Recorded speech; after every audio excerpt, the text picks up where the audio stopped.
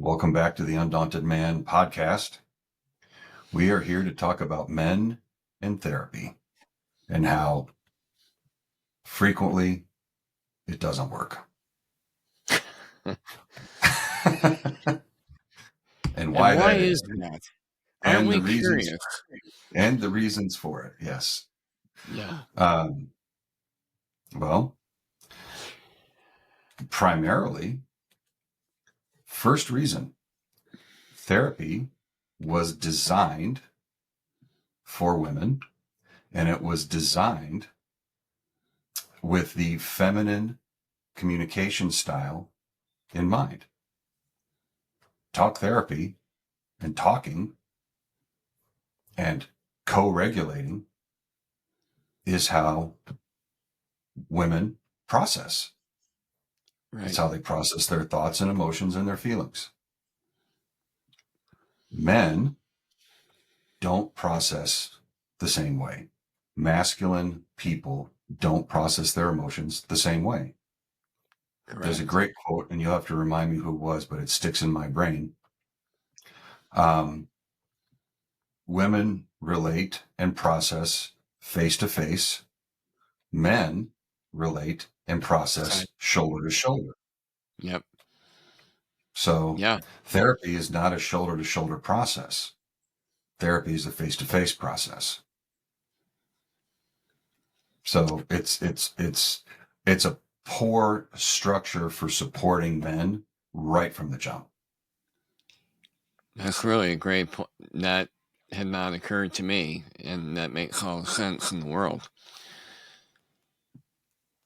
And makes me think of times that I've been able to be far more effective as a coach when sometimes I'll take clients out up in Boulder and we'll go hike and we'll work while we're hiking.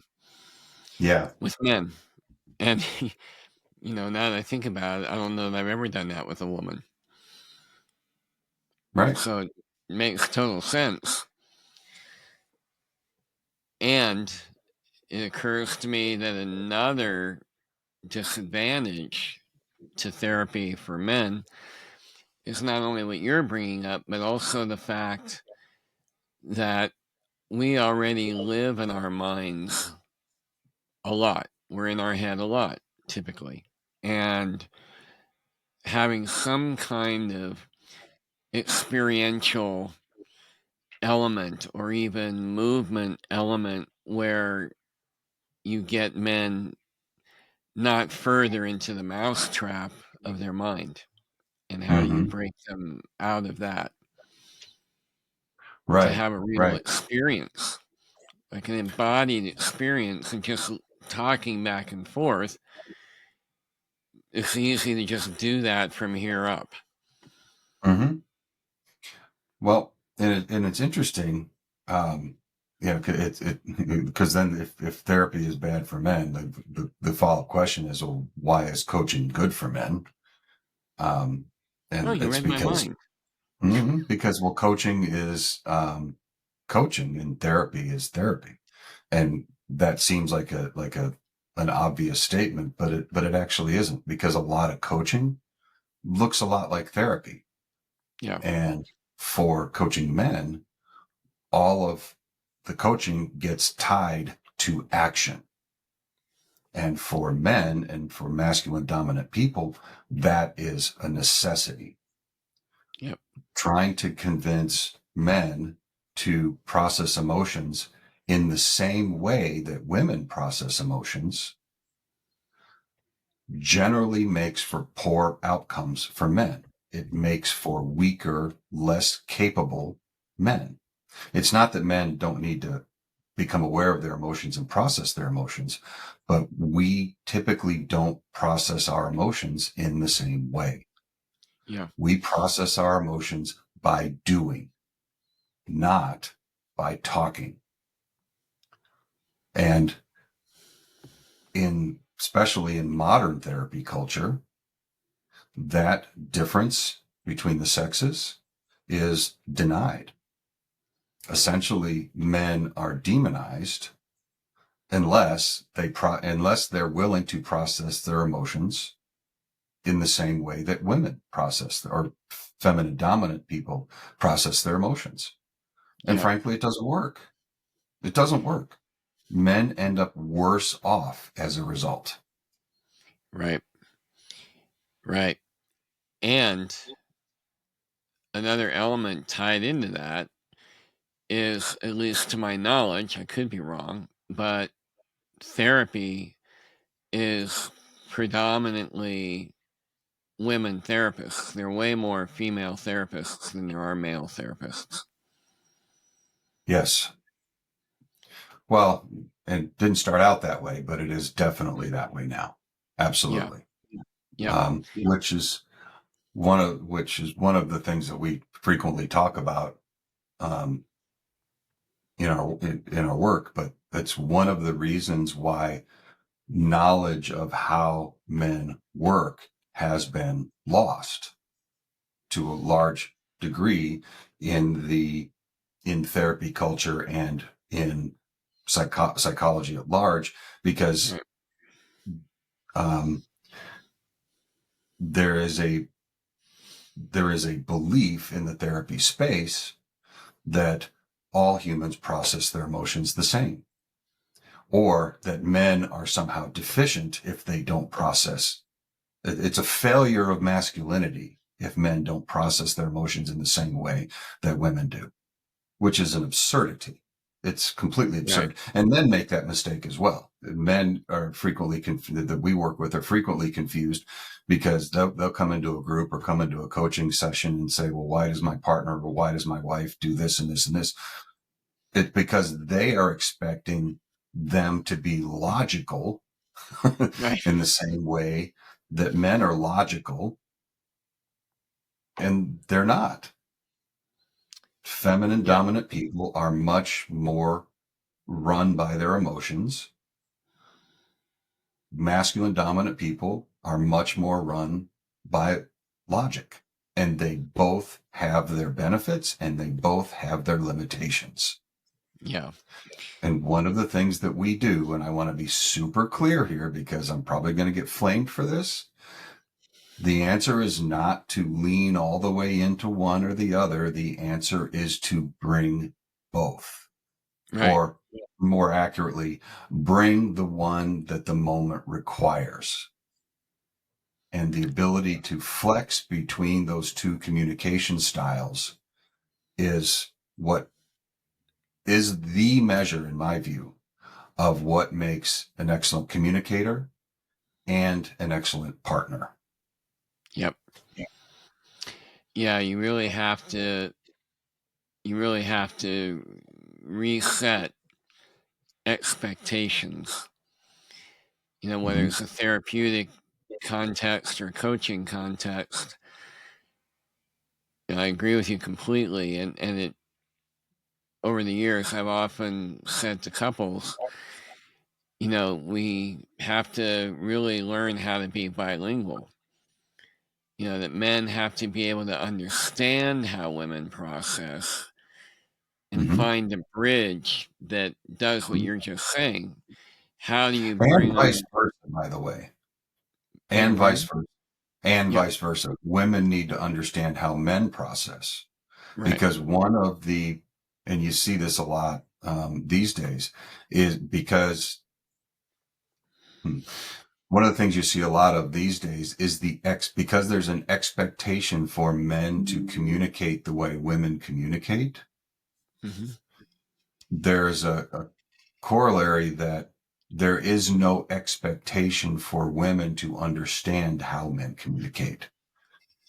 The mission seems to be to How, change the nature of masculinity so that it becomes more like femininity, right. which is basically a denial of people's fundamental nature. But And their oh, biological nature. right, their spiritual nature, their biological nature, 100%, absolutely. Yep. But it's much easier to project an expectation onto somebody else than to take responsibility for what's coming out of your own mouth. how you're actually communicating with people, how you are being in relationship, whether that relationship is romantic, or friendship, or a working relationship. Understanding how the person you're addressing communicates, or the understanding how that person that is addressing you communicates, is the first requirement for good communication. And so haranguing men that they need to be better at communicating while being unwilling to reciprocate, Right. sorry, you're Set not up going to for get that failure. far. It is a setup. It's 100% a setup, and it's a Yep. manipulation. Yeah, it's making me think of all the men that both of us have worked with who have partners or had partners sometimes who would get so emotionally dysregulated and out of control, Mm-hmm. to levels of verbal abuse, or what I look at sometimes as being another manipulation of I'm going to go nuclear with my emotion, be it rage or, and oftentimes in my experience, it comes out as rage. Mm-hmm. And then the men have no idea what to do with that. How do I combat when my woman has suddenly, gone ballistic and can't be reasoned with, which of course there's part of the problem we're identifying, Mm-hmm. is you can't reason with emotion. Right. So I mean, that's a big issue lately that I'm Mm-hmm. running into a lot with people. How do No, I and deal with my emotionally dysregulated partner? well, there's a couple things. There's several dynamics, and thankfully, it's gone far enough down this. The pendulum has swung far enough in this direction that it's now becoming obvious for all to see. Men are clearly superior when it comes to physical violence, and Right. it's obvious, it's visible, and it is very highly regulated and very harshly punished, especially when it's between a man and a woman. Right. Physical violence from a woman toward a man is ridiculed and laughed at. Um, and we could argue whether that's right or wrong or not, but where women and feminine dominant people are masters, they are masters of emotional violence and emotional abuse, most of which is invisible. And because Right. it doesn't leave physical scars, it's not considered. And so while male violence against females is very harshly regulated and harshly punished and obvious for all to see, emotional violence is essentially unacknowledged, unpunished, and men, at least socially and legally, are basically defenseless. And I know Yeah. there's some legal exceptions to that rule, but they're very difficult to prove because the only thing that gets ridiculed socially more harshly than a woman hitting a man is a woman emotionally abusing her man, because the Yeah. expectation is that that abuse shouldn't the man should be able to withstand that abuse without taking any damage, without being harmed by it in any way, which Right. is Which is ridiculous. It's bullshit. Yeah. ridiculous on its surface, Yeah. because the only thing that men are left with is to walk away. Yep. There is no other option. Yep. Just walk away.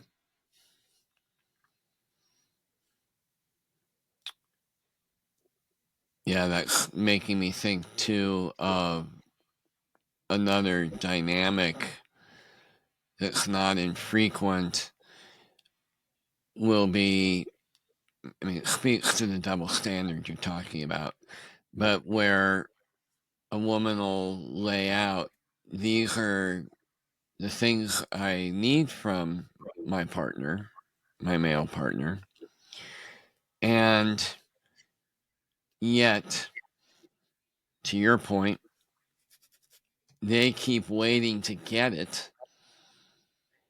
But what are they giving to help invite it and encourage it? And then you get into scorekeeping.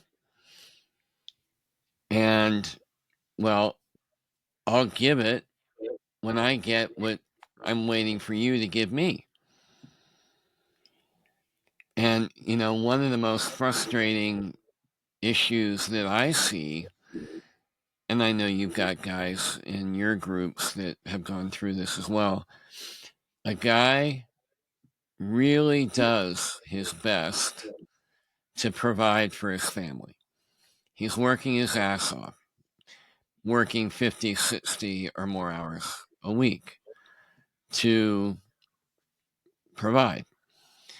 And then when he comes home and he wants to even take a little bit of a break, and there are plenty of younger men that we work with who, their idea of taking a break is spending 3 hours playing video games. That's not what I'm talking about.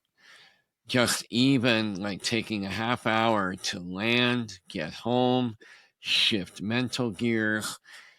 And I've actually heard some women say, well, I've been home with the kids all day, which was part of the agreement, supposedly. Division of labor, that if you're smart, when you're deciding to get married, you talk about, if we have kids, are we going to have nannies, or, how are we going to manage this? But for people where they made an agreement up front that the man will be making the bulk of the money and the woman will be taking care of the kids, then I hear, well, I was home with the kids all day, for little kids, and he comes home and I get resentful because he had the day to himself to play. And so now he should come home and just immediately jump in and relieve me. Accent on relieve me instead of how do we relieve each other, which is why I love the podcast a while back that Brene Brown did, for those who know who she is.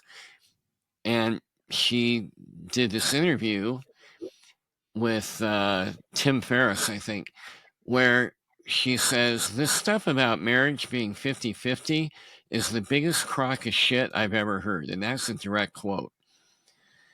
And shared how when her husband, who she's been with for decades, as far as I know, when they're home from work, they actually share with each other, okay, I got 50. And the other one might say, well, I've only got 20. And they have to work it out. They work it out between them how the other 30 gets handled. And that's another problem with this subject we're talking about, is if you're not using both masculine and feminine energies in partnership and in relation to what the circumstance in the moment is calling for, then you really, that team side of things goes out the window. Right. And Well, it and becomes adversarial. Scorekeeping is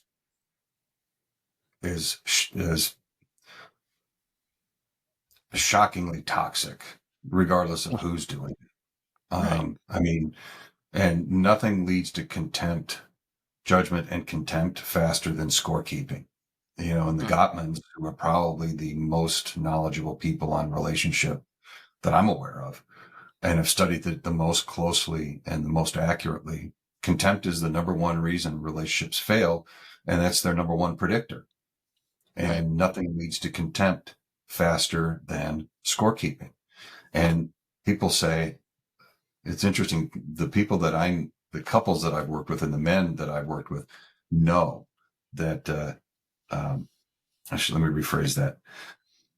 I can tell the one that's doing the scorekeeping, actually, I'm going to have to start over again because I lost my train of thought there. So cut this out.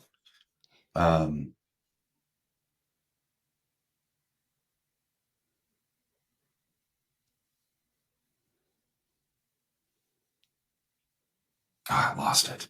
That was a really good point too. Well, scorekeeping, it doesn't matter which one's doing it. Yeah, it doesn't matter who's doing the scorekeeping. Thank you. That was the point. All right.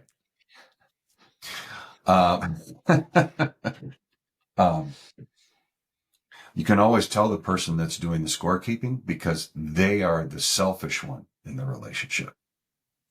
Yeah. They are not they've stopped being in the relationship to serve their partner in love. They're in the relationship to get what they can get. And you can always tell, it's obvious. It's so obvious. Once that servant's heart is gone, in either side, this is not just a, man thing or a woman thing. Right. Once that servant's heart is gone, the relationship is in real trouble because then you're going, what am I getting out of this? Can I, is it worth it? Right. And you do see it more often. Now, of course, I say that, understanding that our sample size is small and biased, but at least in the men that we work with, women tend to be the scorekeepers. And Yeah. the statistics seem to back that up, seeing as how roughly 70 to 80% of all divorces are instigated by women, depending on which study you read. Right. And if 3/4 of the marriages are ending literally because the women aren't happy, that's not my words, that's their words. Read the Right. studies. Um,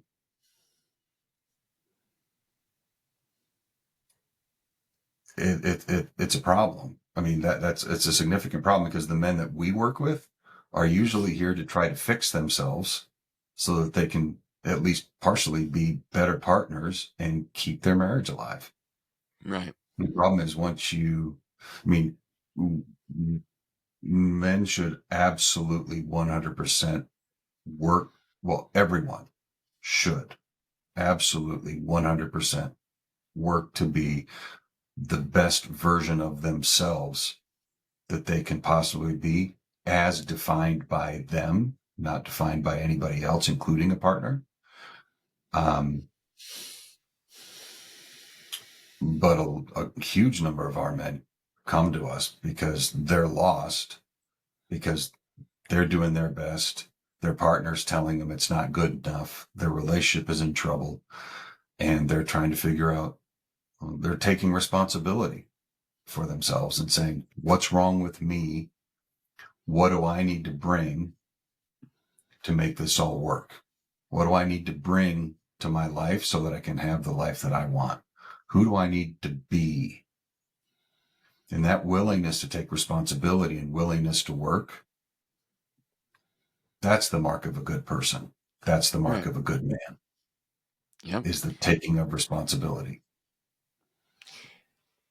And I would add taking responsibility for his actions, his impact, but also he has to take responsibility for his own authenticity. Mm-hmm. Right.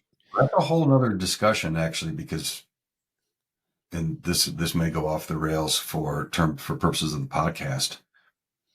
you worrying about impact, that's a big thing in progressive circles to worry about is impact.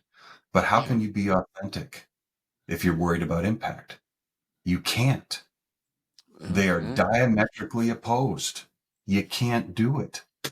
It's Point taken. impossible. Right. It's Right. impossible. Can't do it. Whenever time somebody talks about impact, I'm like, fuck off. Literally, fuck off, because Yep. I'm going to be my authentic self, period. And Right. if you're offended, that's on you. So I thought Yep. about this, and Kathy or Tiffany, whichever one's editing this, you can either use this or don't.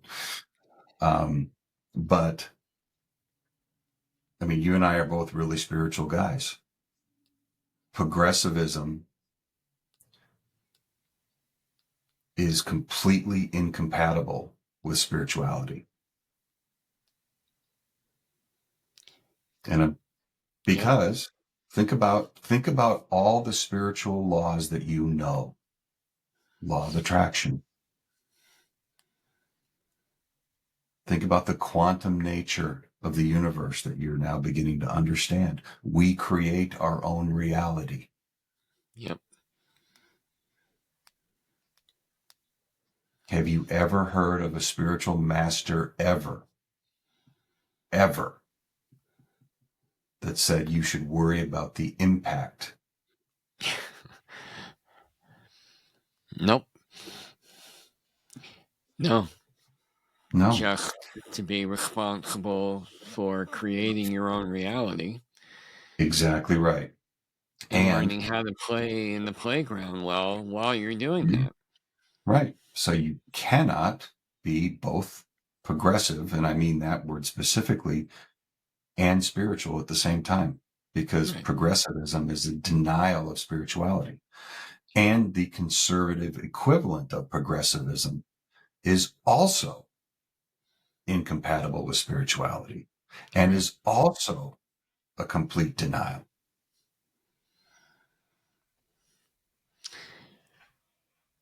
Well, maybe we should rename this the Undaunted River in Egypt.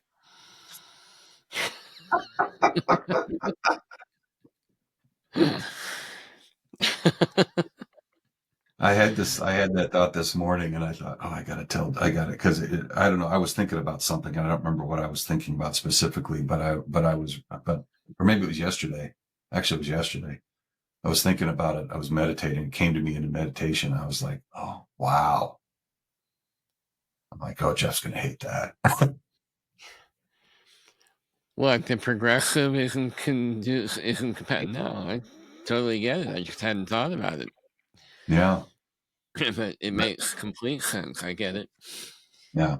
But the whole idea of requiring people to measure the impact of their words is that is oppression. That is the worst kind of psychological. It's a very feminine style of oppression because it is completely emotional. Male oppression is usually done by restricting people physically Right. under penalty of some physical confinement or physical punishment, some form of physical violence. Right. Impact is utterly manipulative because it completely takes your power away and puts your future in someone else's hands. Yeah. Which also touches on other episodes we've done where we talk about you have to invite, like every spiritual master ever might preach or talk, and it's always about invitation. Whereas, progressivism or,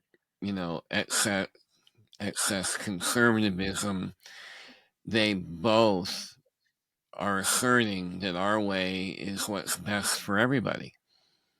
And we will force you to do it under penalty of death. Right. Yeah. Mm-hmm. One way or the other. One way or the other. So, Mm-hmm. gentlemen that might be watching this, if you're going, oh my God, these guys are speaking my language. Now what the fuck do I do? Well, if you go to our website at theundauntedman.com and you click on the resources tab, there is an excellent free ebook called The Masculine Dilemma. And we're just touching on one part of a big masculine dilemma in these times. You can read that and ask questions. Come check out one of our groups. Reach out to Mark and I, which there are many ways to do on the site. And let's keep helping each other. And one last little announcement is we have a silent retreat coming up called the Silent Summit. Please check that out on our website. We have 2 spots left. So check us out. Talk to you soon.